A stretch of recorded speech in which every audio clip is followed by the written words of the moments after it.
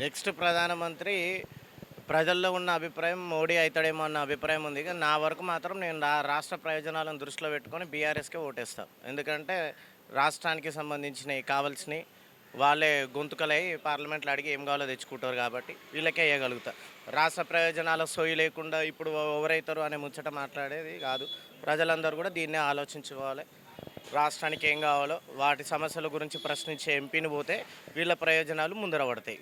గత 10 సంవత్సరాల నుంచి బీజేపీ ప్రభుత్వాన్ని దృష్టిలో పెట్టుకుంటే కంట్రీస్ ఎకనామీ మొత్తం కూడా కాన్సన్ట్రేట్ అయ్యి it has been concentrating to only a few sector. అంటే ధనికులు అవుతారు, పేదోళ్ళు లెక్కనే మిగిలిపోతారు.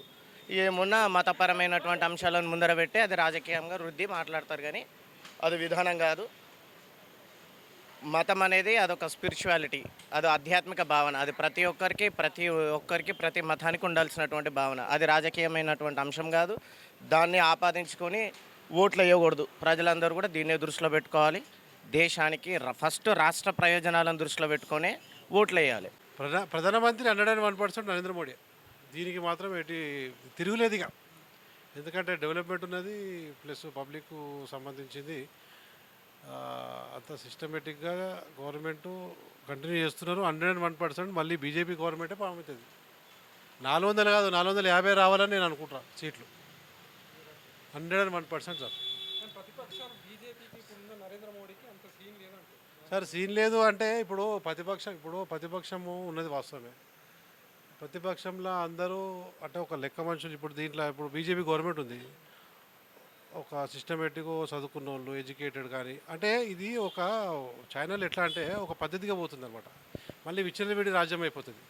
ఎగ్జాంపుల్ మీరు కర్ణాటక చూసారు కదా సార్. ముస్లిం వాళ్ళు ఏమి అన్నారు, మేము కాంగ్రెస్ని గెలిపించినాక అలా పరిస్థితి ఏంది మీరే చూస్తారు కదా సార్. సో వాస్తవం చెప్పాలంటే ఈసారి అయితే 101% హ్యాట్రిక్, 101% బీజేపీ. ఇది మాత్రం 100% మీరు రాసి పెట్టుకోండి. ఇది పబ్లిక్ ఒపీనియన్ ఇది. అంటే సార్ వాస్తవం చెప్పాలంటే ప్రతిపక్షం అంటారు కరెక్టే. ఇప్పుడు ఈయన వచ్చినందుకే మనకు వేరే దేశాల నుంచి ముప్పు లేదు, అంత పక్కగా అవుతుంది. అంత మనకు ఇండియా ఇప్పుడు నెంబర్ 1 అవుతుంది. మనకు రాను ఇండియా నెంబర్ 1 అవుతుంది. లేకపోతే మళ్ళీ తాలిబాన్లు ఇవే అయితే ఉంటాయి. ఎందుకంటే అంతా సెట్ చేసిండు. వాస్తవం చెప్పాలంటే నేనైతే 100% చెప్తున్నాను సార్. BJP 100% BJP. ఇది మాత్రం 100% చాలా. శ్రీనివాస్ అండి నా పేరు. నేను కాంగ్రెస్ పార్టీ అయినా కూడా నేను ఎందుకు అంటున్నా అంటే నా సొంత నేను నా రక్తంలో ఉన్నది చెప్తున్నా, ఉన్న పరిస్థితి చెప్తున్నా. ఇది వస్తేనే రేపు మనకు భవిష్యత్తు ఉంటుంది, లేకపోతే మళ్ళీ చెదరైపోతుంది, ఆగమాగం అయిపోతుంది సార్. వస్తా చెప్తున్నా. భారతదేశానికి నరేంద్ర మోడీ అవసరం ఏమిటి అని మీరు అడుగుతున్నారు అపోజిషన్ వాళ్ళకు. 370 ఆర్టికల్ కాశ్మీర్ దాన్ని ప్రదేశింది ఎవరు?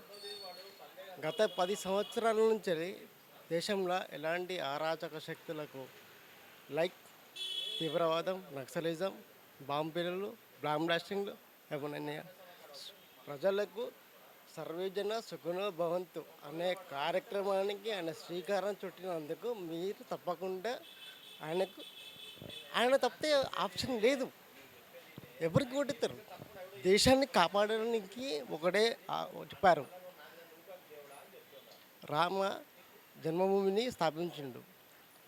గత కాంగ్రెస్ ప్రభుత్వం మాజీ ప్రధానమంత్రి గారు మన పివి నరసింహరావు కరీంనగర్ జిల్లా వాసి చచ్చిపోతే దహన సంస్కారాలకు దిక్కు లేక సగం కాలీనంగా వర్షం పడితే ఎవరు రాలేదు.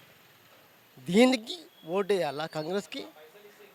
మన దేశం గురించి, మన బాగు కోసం, మన దేశం కోసం మోడీ కావాలి, మోడీ రావాలి. అదే ఏకత్వంలో భిన్నత్వం అనేది. మనము ఎవరికి వ్యతిరేకం కాదు. సర్వేజన సుఖిన భవంతు అన్న మోడీ గురించి మనం ఆలోచించాలి తప్పితే మనం పాకిస్తాన్ గురించో, ఆఫ్ఘనిస్తాన్ గురించో, ఇరాన్ గురించో మాట్లాడే అవసరం లేదు. నాకు నా దేశం, నా ధర్మం నేను పాటిస్తా అన్నదే మోడీ తత్వం. అందుకే ఆయన గెలుస్తాడు పక్కా. తప్పకుండా 100కు 100% నరేంద్ర మోదీ గారు తిరిగి 3వ ప్రధాని అవుతాడు. దీనికి ప్రతి హిందూ భారతదేశంలో ఉన్న 140 మంది కోరిక మళ్ళీ ప్రధానమంత్రిగా మోడీ గారే ఉండాలి. ఈ దేశం ప్రపంచంలోనే ఒక గురువుగా ఉండాలని కోరుకునే ప్రతి ఒక్కరు కూడా మోడీ గారికే ఓటేసి మళ్ళీ 3వ వారిని 350 పై ఎంపీలు గెలిపించాలని ప్రజలు ఉత్సాహంగా ఉన్నారు. నరేంద్ర మోడీ. బీజేపీ దేశ రక్షణ కొరకు అన్ని రంగాల అభివృద్ధి చెందాలన్నా బీజేపీ రావాలి. మోదీ వస్తున్నాం. బీజేపీ బీజేపీ వచ్చినా మంచిగా ఉంటుంది, డెవలప్మెంట్ మంచిగా అవుతుంది. మనకు బీజేపీ రావాలనుకుంటాం. లేదే బీజేపీ వస్తుంది. సెంట్రల్ గవర్నమెంట్లో కాంగ్రెస్ గవర్నమెంట్ వస్తే బాగుంటుంది. కాంగ్రెస్ గవర్నమెంట్ వస్తే బాగుంటుంది.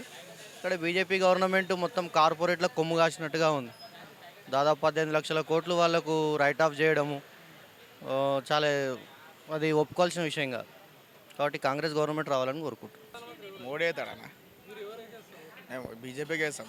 ఎట్లా బీజేపీ వస్తుంది? ఎవరు అంత అంత సీన్ లేదు, అంత సీన్ లేదన్నా, రాదు. ఏం చేసిండు అని చెప్పి, ఏం చేసిండు చెప్పానా?